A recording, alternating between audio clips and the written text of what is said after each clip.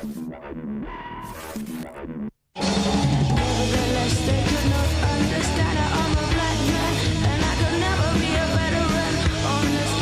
to you by Pfizer.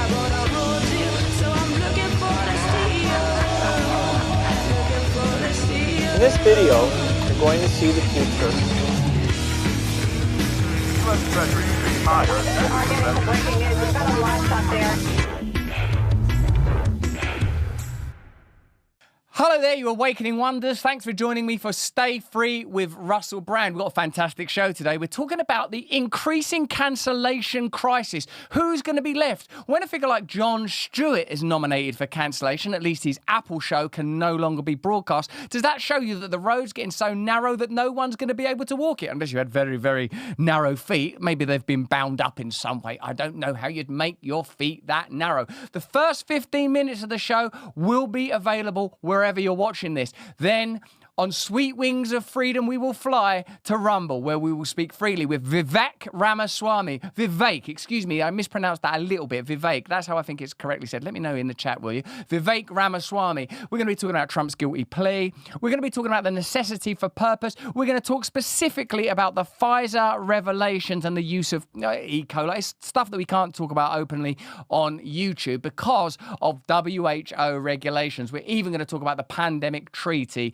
a little bit. We're also going to be talking about the virus of cancellation. Is that the true pandemic of our time? If you want to become an awakened wonder and get access to our content, join us for live interviews and discuss with me live every day the new possibilities for changing the world. Click that red button. It supports us. It ensures that our free speech can continue. And one day soon, surely we will escalate to new realms together. But first, let's get into our conversation with Vivek Ramaswamy. We're going to be talking Trump. We're going to be talking purpose, and we're going to be talking Pfizer. Now, what do you feel about the recent guilty plea of Trump's former legal advisors? Is this the end of the road for Trump? Is this something that's going to stick? How do you manage to maneuver how that would affect you personally as one of the front runners for the Republican candidacy, albeit one that it's starting to seem like the party itself would prefer, as with Trump before you, to malign and marginalize? Where do you think Trump goes now? Do you think this is a significant moment for him? And how do you sort of manage, showing enough support for Trump, for the many people who adore him, as well as establishing a point of difference? Well, part of the reason I've been so vocal in speaking out against these prosecutions against Trump, which I do think are politicized nonsense, is precisely because I am running for president in the same race that he is. That gives me a special responsibility to actually say, would I have been as vocal on, defending Trump if they weren't going after him? Probably not. But I have a special responsibility too, because these prosecutions are unjust. And so we could talk about the legal mechanics of any given one of the cases. I mean, the punchline is in each of these cases, they're using novel legal theories that have never been used in the past to stop an outcome from happening that has nothing to do with the law and everything to do with making sure that this man does not come anywhere near the White House again, which is they're using the legal system and the justice system to accomplish what is fundamentally a political goal. And that's a violation of the rule of law. It's a violation of what the spirit of this country was founded on. And that's not a threat to Trump. That's a threat to this country is what this is. It's a threat to every citizen. And I'm keen to make sure that that is called out for what it is and hopefully cabinet in his place, which is why I've said that I would pardon Trump on day one if I'm elected. And not just Trump, anybody else who's been a victim of a politically motivated persecution through prosecution. If somebody else under similar circumstances would not have been charged or would not have been punished in the same way, from Douglas Mackey to Julian Assange to Edward Snowden, I've got given a whole long list of people who we would go down. Edward Snowden's a different case because he wasn't prosecuted, but the clemency of a particular kind. Ross Ulbricht I've talked about. So we would go down the list, irrespective of Democrat or Republican.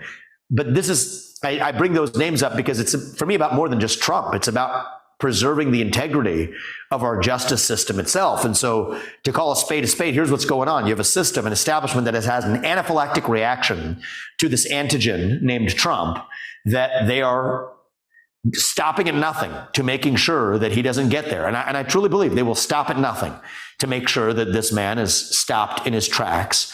And they're using every mechanism of the so-called justice system and every other lever they have to do it. Now, what are some of the lessons I take away from that? Well, look, I'm a different person from Trump. I come from a different generation. I've got fresh legs. One of the lessons is we cannot make this easy for them, right? We have to hold ourselves, that's what I'm doing in this race, to the highest possible standard at every step. I've done that in my life so far. I'm going to have to continue doing that from here onward to make sure that we don't create tripwires where they're able to come after us. Look, I'm living my life, and we will aspire to in the White House. I mean, the standard I want people to hold me to is I want them to be able to look their kids in the eye and say, I want you to grow up and be like him. I can't look my two kids in the eye and tell them you have to follow the rules if the government itself doesn't follow the rules. But I also can't look at them in the eye if I'm also saying that I'm going to hold myself to the highest standard. I want the people of this country to hold me to that same high standard. And so I think if you're guided by that purpose, you look at what they will do to anybody to take them down with motivations that have nothing to do with what they're actually alleging against them. Well, I think it's a lesson. And, I was grateful to be raised by two parents who instilled in this me at a young age. And that puts me in a position to be able to do what we're doing now. We have to hold ourselves to not be the standard of being, good, doing a good job, but it has to be impeccable. It's just the way that it works. It's not an even-handed game. They don't apply the same standards across the board to people who come from those who toe the party line versus those who don't. But that's part of the standard that I got to hold myself to, and part of the sacrifice we're going to make is making sure that we play by, in a good way, a different set of rules, a heightened set of rules. And that's what we're just going to have to do to be able to see this through. Now, conversations like this are becoming increasingly difficult because everywhere you look, cancellations are taking place.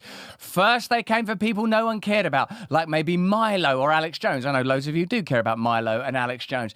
Then, the fog of cancellation crept everywhere, creating a crisis where no one felt they could speak freely, where fear reigned supreme. How do they benefit from creating a climate of absolute fear? Is that the climate crisis we should really be concerned about? The climate of all-pervasive terror? Even Jon Stewart now can't speak openly on Apple because of his views on AI and China. Here's the news? No, here's the effing news. Thank you for choosing Fox News. No, here's the fucking news. Apple are cancelling Jon Stewart. Is it because he's critical of China, which are necessary for their manufacturing process and entire business model, and AI, which are necessary for their entire business model? Or is it for some other reason that's not related to money and corruption?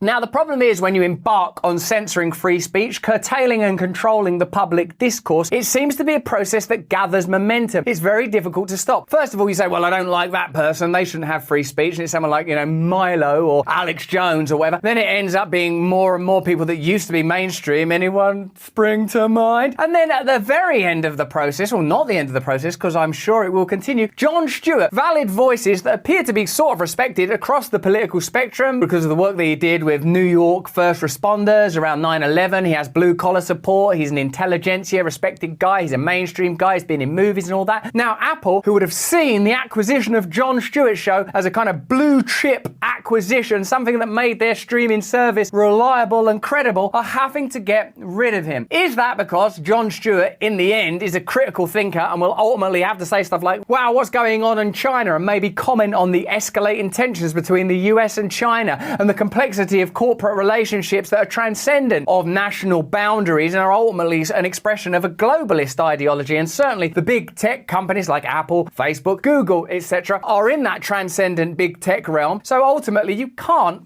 you have a figure like Jon Stewart on your streaming service asking questions that will in the end lead to the regulation, dismantling, demonopolizing of organizations like Apple. If you start asking serious questions about Apple's business practices, you're going to come up with some answers that require intervention. So in the end, you can't have Jon Stewart. At least Apple can't have Jon Stewart. They've cancelled him. Let's have a look at that. We worked hard on this.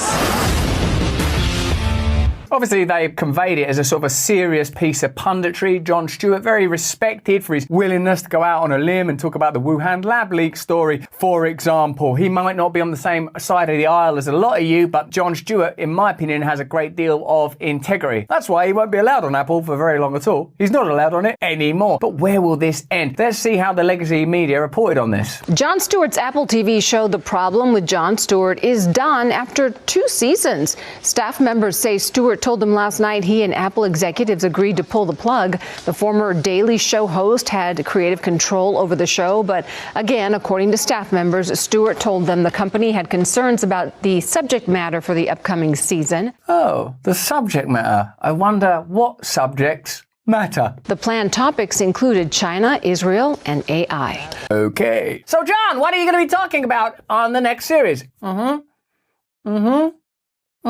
Just one moment, please.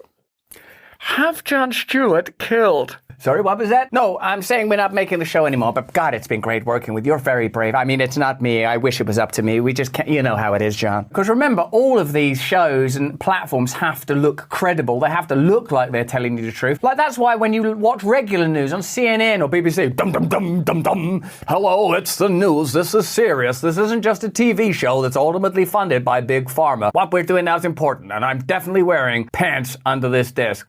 Shut up. Apple TV Plus's esteemed talk show, The Problem with Jon Stewart, is reportedly drawing to a close after a fallout between the tech giant Apple and Jon Stewart himself. The problem with Jon Stewart is they've run out of subjects that aren't offensive to Apple's business model. The problem with Jon Stewart is one of the shows is about China next time. Yeah, we can't do that because all of our products are, how do we put this delicately, made in China. China. Despite the show's premiere being hailed as a major success for Apple TV+, the company and the renowned ex-Daily Show host have split due to creative differences ahead of the talk show's highly anticipated 3rd season. That's why I think the culture has to generate issues that are divisive around which it can pick a side and just amplify that side. And these are usually subjects which I think could probably be less contentious if you had a decentralized system of government where you were able to say, well, seems like you people are very in favor of this way of living and you people are in favour of this way of living. Well, why don't you both carry on and leave each other the hell alone? But because no one's up for that idea for some mad reason, what we have to continually have is an ongoing culture war that's unwinnable, as well as the many military wars that are also, in my view, unwinnable for us. Unless, of course, you had some version of society where ordinary people were slaughtered en masse and autonomous machines could take over the roles. But there's no suggestion that that's going on anywhere. And if it is, you're not going to see it discussed on Apple TV, who would probably financially benefit from such a horrific dystopia. You have 20 seconds to comply. The signs of a rift started to emerge as reports surfaced about Apple getting antsy over Stewart's guest lineup on The Problem with Jon Stewart. However, the fulcrum of the controversy seems to revolve around Stewart's plan to tackle issues such as artificial intelligence and China, which Apple reportedly flagged as contentious. The sudden faltering of the show, which was due to start shooting soon, caught the production team off guard. And until they can be replaced with Apple-style robots, you can't have that show. And also you would have to replace John as well. But they're working on all of that. Default setting. Crush. Kill. Destroy. Apple's fears apparently stem from the fact that the tech behemoth has a future heavily pinned to maintaining a congenial relationship with China, and the tech giant bends over backwards to stay on the good side of the Chinese Communist Party, although there's no evidence that they care about limbo dancing at all. When it comes to censorship of content in particular, Apple is happy to oblige the Chinese government in order to compete in the Chinese market. Do you imagine that any of these corporations that say they care about ecology, economy, social justice issues care enough about those issues to make compromises when it comes to profit? Until you see that, what you've got is nothing. Part of their ingenuity with the kind of products that we all love, the brilliance, aren't they ergonomic? And God, weren't they well marketed? Inclusive, diverse, cool products that connect you across the world. I'm on a skateboard, I've got great hair. But the truth is, Apple don't care about any of those things I'm going to offer you. They care actually about profit margins. And if ever the ideology is at odds with the profit margins and the conditions of dominion that profit margins afford, they will hastily dispatch with all of their sort of rainbow-coloured exclusive livery and paraphernalia will be marched right out the door quicker than you can say Tiananmen Square. This latest incident can be seen as an instance of corporate arm twisting to possibly cloak any criticism or controversial discourse that might jeopardise its strategy. Reports from The Hollywood Reporter suggest that Apple wanted the show to echo its official stance on these topics, therefore asserting the power of censorship over the freedom to openly discuss the aforementioned issues. What's Jon Stewart supposed to to do. And now, China. What a great country that is for workers. And certainly there's no issue with the Uyghur population who haven't been put into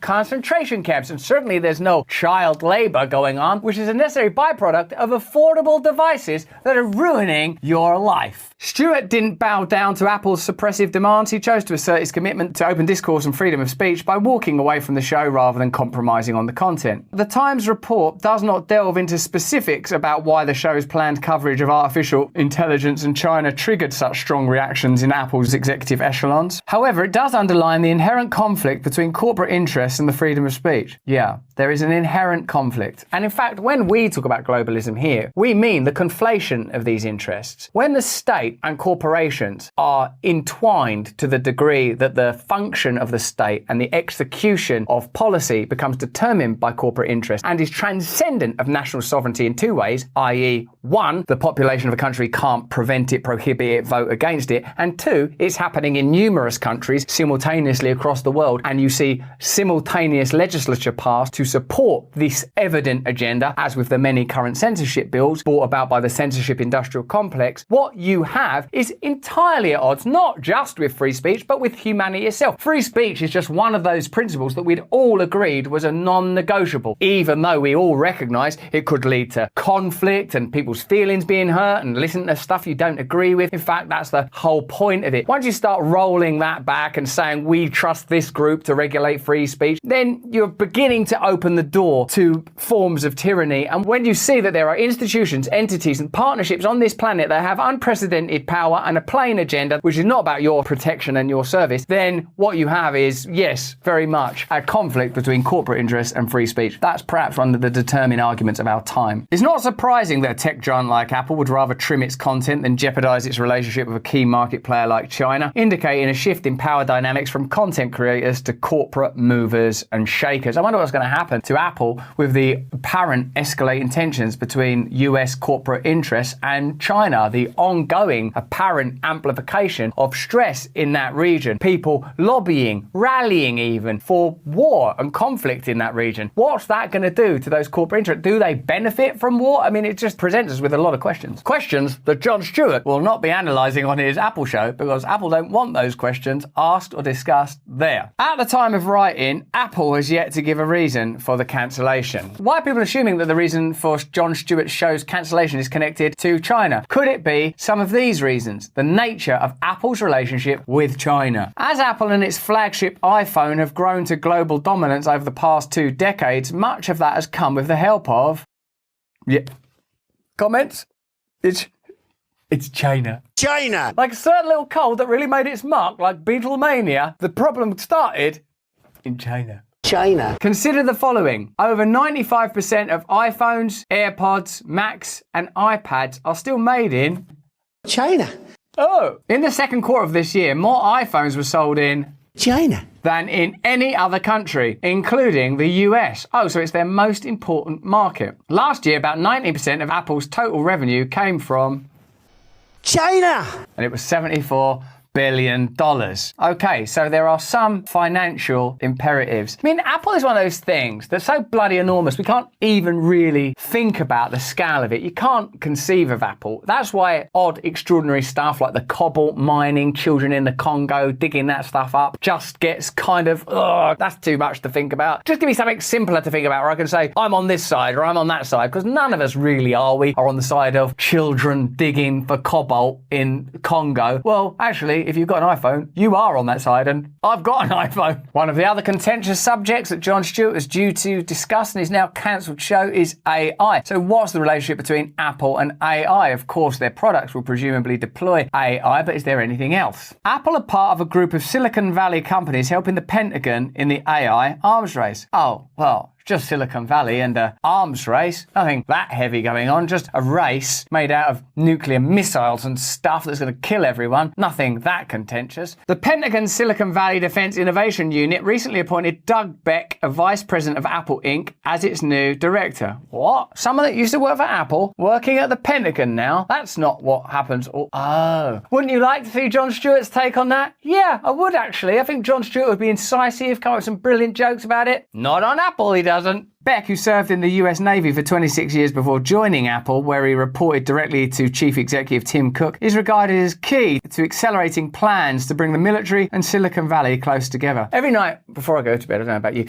I pray, Lord God, will you please, please, please bring the Pentagon and Silicon Valley closer together. Can you enmesh more big tech giants with vast, unaccountable government institutions just to ensure that people like me and my children and all the people across the world really are tyrannized into absolute terror and shame, unable to openly communicate because of the monstrosity of the state? And thankfully, the Lord, whichever one I was praying to, appears to have answered. Apple presents itself, doesn't it, as a very modern company. Of course, it has to do that. It's about technology. It's one of the companies that's used to mythologize and instantiate that living myth that we are moving in the right direction. Through technology, through medicine, we're progressing. Look at those cavemen imbeciles. Look at those Rousseauian nut jobs living in copses, gathering berries, hunting for elk, bloody fools. We believe in the idea of progress, and Apple, perhaps more than any other brand on the planet, represents that progress. Now, as long as you don't question human history or look at evidence for other civilizations or other crackpot whack job theories, that myth is a binding one. All of us are supposed to accept that we're moving in this direction. Things are getting better. In spite of the evidence, crumbling institutions, increasing tensions, things are getting better. As a modern company, Apple, of course, has to appeal to modern audiences, young audiences, and they have, of course, generated an ideology that I believe is a disingenuous one that has in it many principles that I would support, i.e. you should be able to express yourself however you want to, as long as you don't hurt other people. Values that I think most people agree with, but those two have become oddly contentious. The issue that Apple has when it comes to broadcasting content or platforming content is they can't have a truth teller and critical thinker on their platform because the truth is not good from Apple's perspective. The truth is actually quite unappealing, and even prior to this season and the potential for hypocrisy or contradiction around Jon Stewart's potential opinions on China and AI, it was already the issue of the children labouring down mines, which is not really good for anybody. But what other woke problems do we have, and where does this issue of censorship end, if indeed this is a form of censorship? Apple, one of the woke corporations, continues to use slave labour in China to make its products, a 2021 report showed. Now, if you were woke, and if by woke you mean you care about sort of moral, ethical, humanitarian issues, you probably wouldn't use slave labour, I suppose. Chief Executive Officer Tim Cook has categorically denied the technology firm's sources from Chinese companies that use Uyghur slave labour in its production lines. Last year, he was asked directly by Congress if he could certify here today that your company does not use and will never use slave labour to manufacture your products. Mr. Cook replied, "Forced labour is abhorrent and we will not tolerate it in Apple. I agree completely." But an investigative reporter from the website The Information shows 7 Apple suppliers have been accused of using slave labour. So I wonder if there'll be an investigation. Hopefully the legacy media are even now sending hundreds of investigators over there to do thorough and talk to everyone involved. Make sure you get to the bottom of this because, you know, because you're so humanitarian and stuff, you're not going to want slave labour going on, and you're certainly not going to want people lying about it because at this point it's just an accusation. So get investigating, guys. The information and human rights groups have found 7 companies supplying device components, coatings and assembly services to Apple that are linked to alleged forced labour involving Uyghurs and other oppressed minorities in China, the report reads. At least 5 of those companies received thousands of Uyghur and other minority workers at specific factory sites or subsidiaries that did work for Apple, the investigation found. You see, in China, as in our countries, there will be loads of subcontracting to the point where it's like, oh, I don't know, who did those Uyghurs work for? Oh, it's difficult to say. There's no paper trail. But you can't have little handheld computers going around the world getting updated every 10 bloody minutes without cracking a few Uyghurs. That's the reality of the situation. We all know that, and it's not even really working for us, is it? The continual flow of commerce, commodity and products. It's not like, do you feel any better? I mean, I love the phone, it's fantastic, but are we not losing something? And what's clearly being lost is any ethics and morality. What we have is the pose, the posture of morality. We really care. Hey, you shouldn't say that. What do you mean you did that? That's shameful. We really need to address that. Hey, it shows me on the phone, look, we can see all of the good work we're doing. Where'd you get this phone? I don't know, this geezer. What's your name, mate? Well, I don't need to know his name, some sort of little Uyghur. Fuck him. The whole thing is built on lies. International human rights groups and the US have charged China with genocide against more than 1 million Uyghurs. Bloody hell, they're actually being killed. The minorities are sent to concentration camps. That doesn't seem good. Away from their homes, in many cases sterilised. Apple, this is not sounding very woke. Subjected to live and work in poverty as a way for the Chinese Communist Party to cleanse them from their Islamic faith. Something eerily familiar about that. It's reminded me of something, but no, I don't know what. The information associated with other human rights groups uncovered previously unreported public statements, photos and videos by Chinese local government offices and state-run media in China, as well as with unnamed employees to back up their reporting. People often point out when talking about dystopias the difference between George Orwell's kind of communist version of dystopia and Aldous Huxley's pleasure-oriented, soma-induced stasis and slumber versions of dystopia in Brave New World. We've obviously got over here the Brave New World version, haven't we, where we think we've got pleasure and devices and everything's slick and nice and people say the right words and trying their best to say the right things. And over in China, there's a bit more George Orwell, it's a bit more boot in the face, standing there with your shopping bags in front of a tank.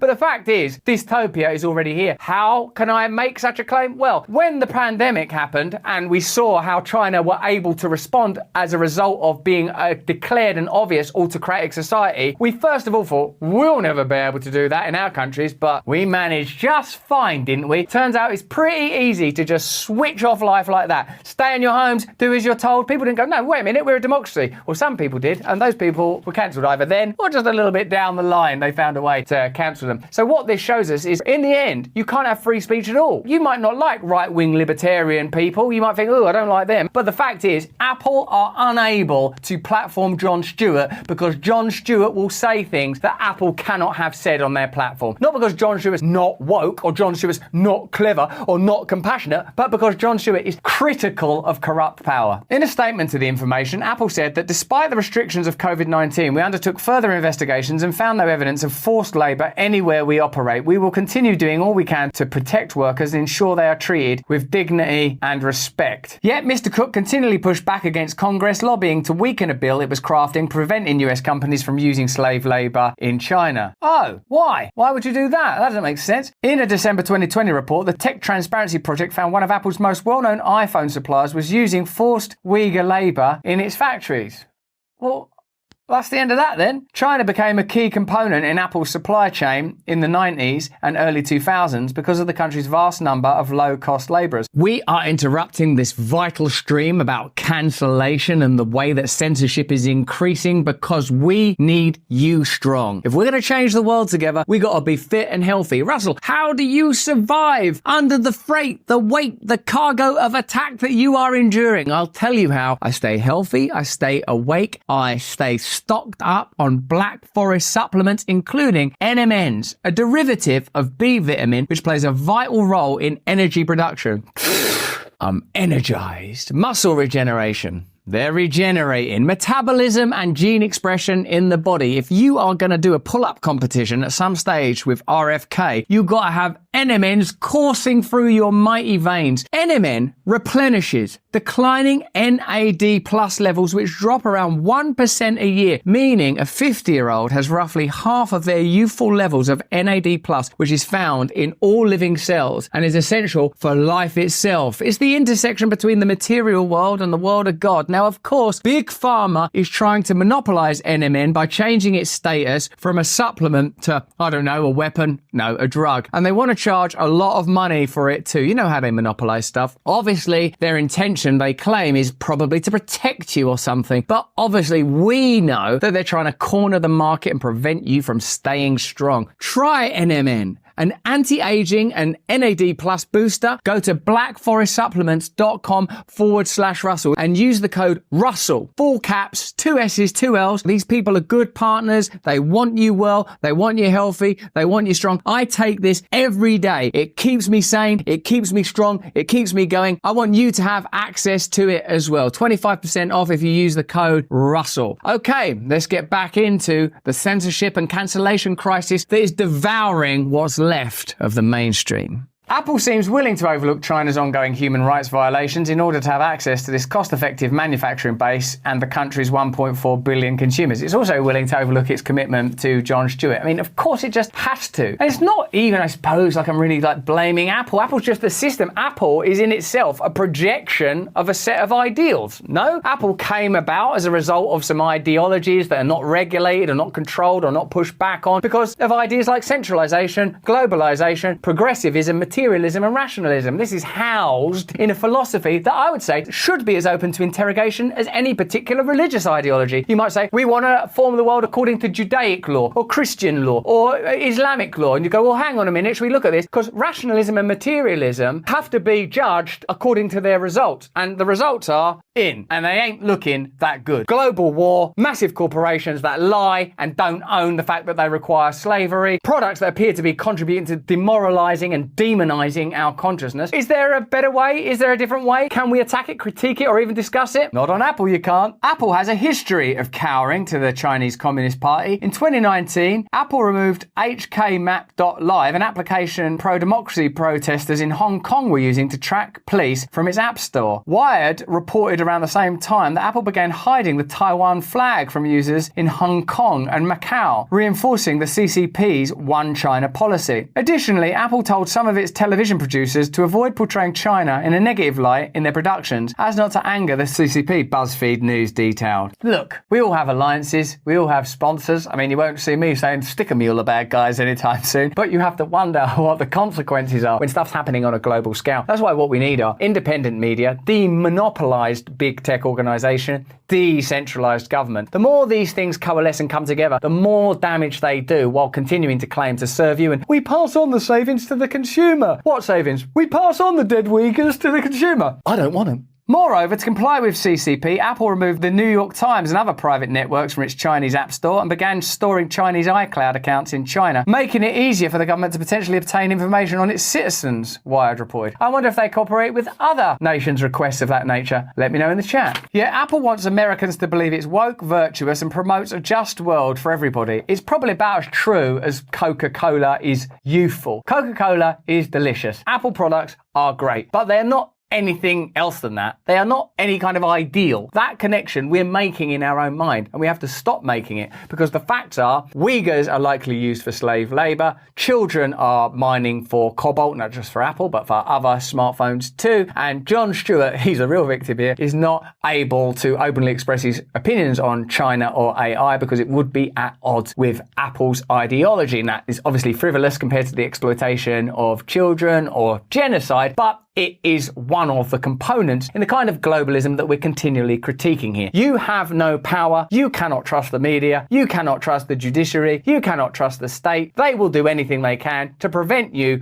from mobilizing and awakening and opposing their systems of power, up to and including cancelling any dissenting voice. Mr. Cook issued a statement in support of Black Lives Matter, promising to push progress forward on inclusion and diversity so that every great idea could be heard, saying the company would donate to groups like the Equal Justice Initiative, which challenge racial injustice and mass incarceration. How bitterly hypocritical. Do you feel sometimes we live in a system where they just say stuff that's easy to say, that anyone's actually a dissenting voice is immediately vilified and shut down? Where is the evidence of anyone having real principles in these organisations? That's why when people gag Donald Trump, you don't immediately go, oh, he must have been saying some things that are so powerful that people don't want him to. You can't have any trust in these institutions anymore, because you see now the modality, the mentality, the morality, the lack of ethics that undergirds their entire model. Big tech and big tech organisations benefit from global centralisation. The state benefits from global centralisation. None of them benefit from you becoming awakened and empowered and able to make your own decisions for your health, for your loved ones, for building community. Your freedom is their problem. And through the media, they will amplify the agenda of the powerful and close down dissent. They will narrow the bandwidth of your possibilities as much as they possibly can, so that you're unable to be discerning, so that you're unable to awaken, so that you're unable to form alliances with other people who are basically just the same as you. Despite their cultural values or their religious values, we have more in common with one another than we do, obviously, than an organisation like Apple that will do whatever is necessary to maintain favourable relationships with China, including axing a flagship show just because there's a risk that they might say something that they don't like. But that's just what I think. Let me know what you think in the chat. See you in a second.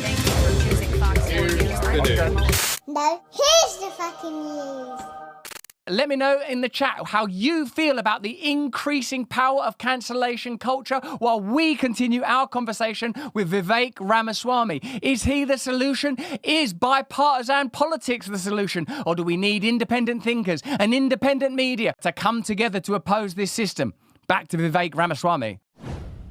Now, given that a lot of your experience was gleaned in the pharmaceutical industry, and as I've said already in this conversation when we spoke previously, you outlined how you were, in a sense, an antagonist in that world rather than a kind of Moderna or Pfizer player.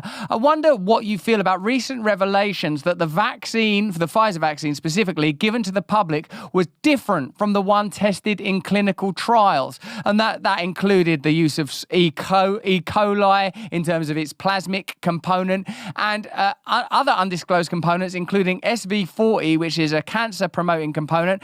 I wonder what you feel these ongoing revelations, whether it's this one or the myocarditis, pericarditis is bad for you stuff, and let's throw in the Wuhan lab leak theory versus the wet market.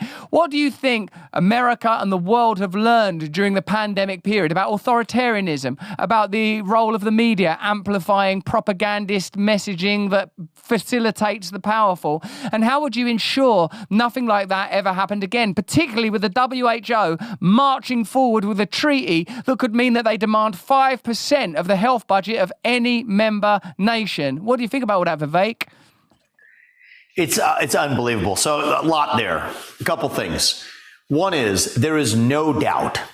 I mean, there's not a debate. There's not a point that's any sensible person can rebut. Okay, there is no doubt that the FDA used dramatically differential standards to usher in the approval of the COVID vaccines compared to any other vaccine or any other medicine that otherwise is held to different exacting standards. And I'm a right to try absolutist, Russell. What does that mean? It means that just because the FDA hasn't approved it doesn't mean that you or anybody else, that you or I or anybody else in this country shouldn't be able to take it. We should be able to make an informed choice ourselves.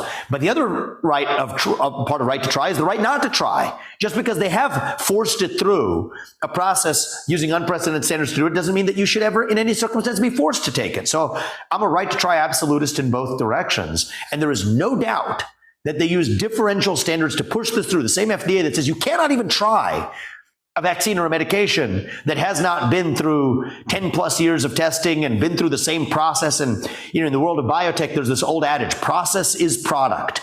So even if the process varies slightly, there are other kinds of cases where the FDA says, nope, 10 more years, you can't bring that to market. They apply differential standards here. That is wrong. And we have to admit that, or else you're going to be reliable. You're going to be vulnerable to make the same mistakes again in the future.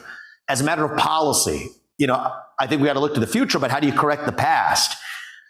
Vaccine manufacturers have somehow gotten away with a crony capitalist privilege of saying that unlike other product manufacturers, who if you harm a consumer, you can be sued, somehow in this case, these vaccine manufacturers have a special shield of liability, the product of lobbying, no doubt, that says that those vaccine manufacturers can't be sued for product liability.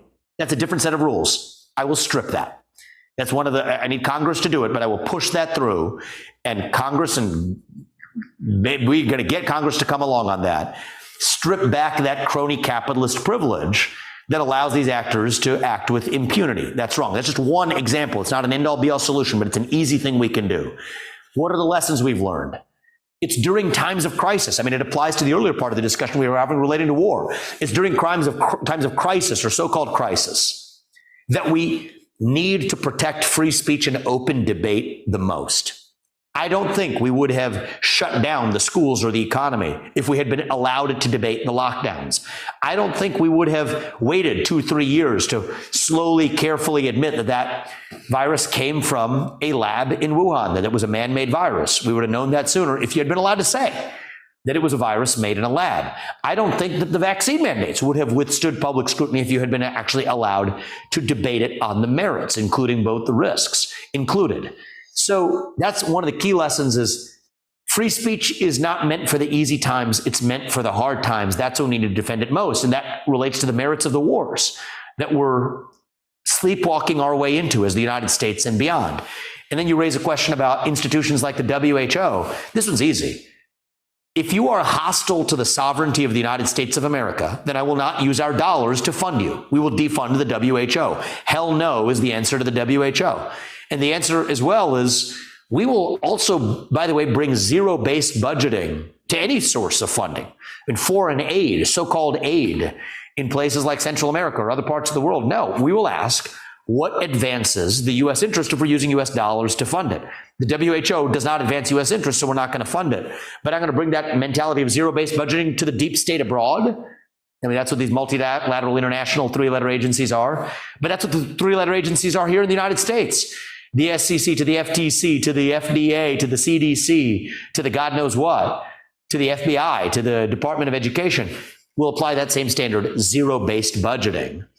And I do think there's certain people that are too incompetent to do it this way. I think the antidote to that is you need somebody who has been a CEO, who has actually built successful things, stood up to bureaucracies in the private sector successfully, created real value to be the one who does it.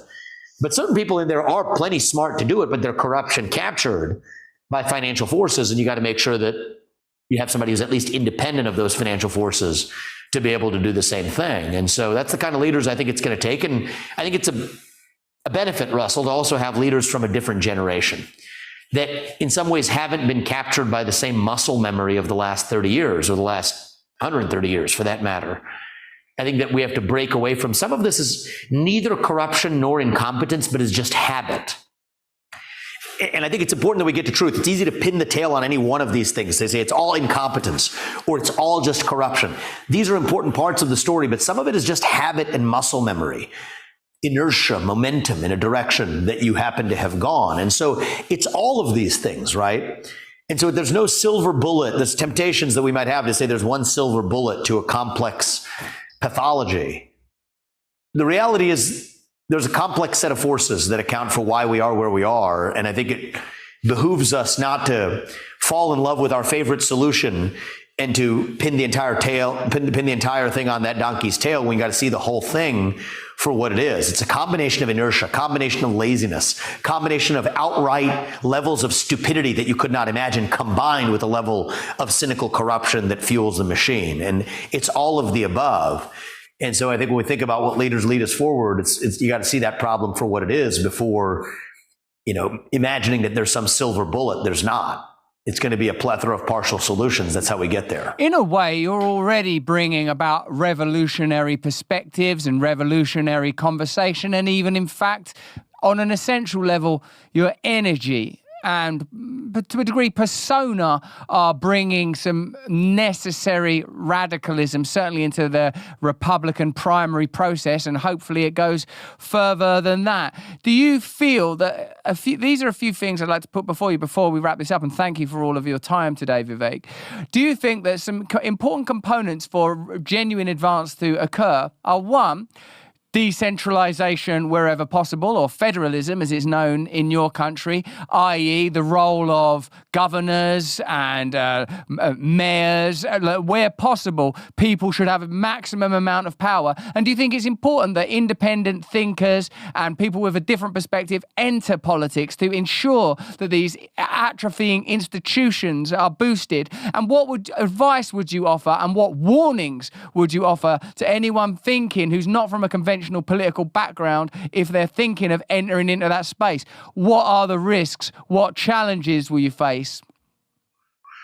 So, yeah, the answer to your question is yes. People who view public service as service rather than as a career, I think are critical to fixing the system. Okay, no doubt about it. Now, the advice that I would give is this. Decentralization, I mean, that's baked into the U.S. Constitution. Thankfully, other countries don't benefit from this quite as much, but it could help other countries in other Western democracies just as much. But in the U.S., we have this thing called the 10th Amendment. The power not reserved to the federal government is reserved respectively to the states and to the people. So the vision is the least possible power should be concentrated in the federal government, then more to the states, then more to local communities, and then ultimately to the people itself. We've inverted that pyramid. Invert it back in the direction of total decentralization. All else equal, that's the right way to go. And I think it's a good model to bring to other countries as well. Even if they don't have a 10th Amendment, other countries can at least have governors, mayors, et cetera, that bring that vision, and I think will speak to people in a way that I think is an untapped opportunity. So that would be the positive advice that I'd give you, both in the United States or any other country that you're in. Now, my advice, cautionary advice along the way, and this will be an interesting maybe note to close on, Russell. I've got a campaign event I'm rolling to from here, and maybe I'll talk to them about this. You got my juices flowing here. I think I will talk to them about this, actually. It's pertinent. Here's my caution, okay? We've spent a lot of this conversation, and I spent a lot of my time talking about the powers that be, the woke industrial complex, the merger of state power and corporate power, the top-down version of this problem, and it exists. But if you want to use a scriptural analogy, right, it's sort of when the Israelites escaped the Pharaoh, okay, in the book of Exodus, they're wandering in the desert, lost in the wilderness, yet to find their promised land. What do they say? They say, we want to go back and be ruled by the Pharaoh. In some ways, we are spending our time here talking about half the problem. That is the Pharaoh of our time. Everything we've talked about would fall in that category. I'm not going to rehash it. But there's another half to this. What is it that makes us want, as a people, makes us want to bend the knee? The great uprising only works if the populace is actually up for it. But there's half of us. And I say us, I'm not blaming other people for this. I'm including all of us in this. There's something inside each of us that also, a side of us that makes us want to bend the knee. The sheep inside each of us. And so my concern and my insecurity here, I think it's worth putting on the table, is not that we, the people, are going to fail to be successful. And I'm looking to lead a revival of the American Revolution. Others in other countries in the modern West can look to do the same thing. Others here in the United States can do the same thing. It's not that we can't be successful. It's actually the long, hard look in the mirror that when push comes to shove, are the people who are on our side of the great uprising against their great reset, the most powerful force may also be the force within that when push comes to shove causes you to make you want to bend the knee. And I think that this is a deeper, more philosophical discussion. If you lose faith, patriotism, hard work, family, pride, self-confidence at the same time, you're going to bend the knee to something. If it's not COVIDism, it's climatism. If it's not climatism, it's Zelenskyism. If it's not Zelenskyism, it's World War IIIism, broadly. You're going to bend the knee to something. And I think that's the real risk in this, is people can find every excuse not to get behind the vision that I'm articulating, to be able to say that, okay, well, I was in it part way, but then we, find some excuse, whatever it might be, to say that, hey, we're not going to go that direction. That, I think, is at least as big of a risk. The inner Israelite lost in the desert within each of us, right? The inner force that causes us to want to bend the knee, that is how this ends, maybe, not with a bang, but with a whimper. And I think that would be my cautionary note to any leader who's looking to do the same thing. Yes, it's going to take people coming from outside the establishment to win this war. But make sure that you're rising to the occasion to fill that vacuum of purpose and meaning enough that make sure that when you look back, you still have the people that you thought were following you at every step of the way. And for me, you're catching me midway through that journey. So let's have this conversation in 8-9 months, and we'll see where we stand. My heart says we're going to be successful, but that's incumbent on me as a leader and anybody else who takes this cause up to make sure that it's not just the eye on the forces that be. That's where we're taking our aim, to be sure. But there's a force within each of us, within every one of us as citizens, that makes us want to bend the knee as well. And the story's incomplete until we actually answer that question of what is it that makes us want to pledge allegiance to that different flag or that different God, the climate God or whatever, COVID God or whatever new God they foist on us. That psychological, spiritual battle is really half the story too. Vivek, thank you so much. I hope I know you for a long time. I hope that you do well in this presidential campaign. I'm wishing you the best. Thank you so much for your generosity with your time, your generosity with your vision, your open-mindedness, and your fantastic and always enjoyable discourse. Thank you, Vivek Ramaswamy, and I wish you all the best in the ongoing campaign, mate. You can follow and support Vivek's presidential campaign by going to Vivek, that's Vivek, 2024.com. We're posting a link in the description. Remember, press the red button and you get access to these interviews when they happen in the event. We have to pre-record them, which we have to sometimes. And next week, you're not going to want to miss Jordan Peterson. You're not going to want to miss the opportunity to be involved in that conversation, are you? To sit there while me and JP are pontificating about all manner of subjects. If you're a member of the locals community, like Misinformed MME or Blessed Old Bird or Gabriella 90, you get early access to interviews. You get meditation meditations, readings, and you with us get to discuss and hopefully instantiate ways we can change the world, building new communities, discussing new ideas. I'll tell you who's on the journey already. Vanessa1111, she's joined us. What do you do when you see 1111 on your phone? You get excited, do you? Oh, it's 111, it's lucky. Patrick S. Ferguson, you're an awakened wonder now. Come on in with us. Jenny loves Jesus. Thanks for joining us. Mike Colonius, Liberty Electro, and Stay Free 172805, all new awakened wonders with us on this glorious voyage to truth and freedom together. Thank you for joining us. Join us next time. Remember, Jordan Peterson coming up next week. Loads of fantastic guests, loads of fantastic content. Thanks for being a part of this movement with us. Join us next week, not for more of the same, but for more of the different. Until then, if you can, stay free. Switch on, switch off, switch on, switch on, switch on.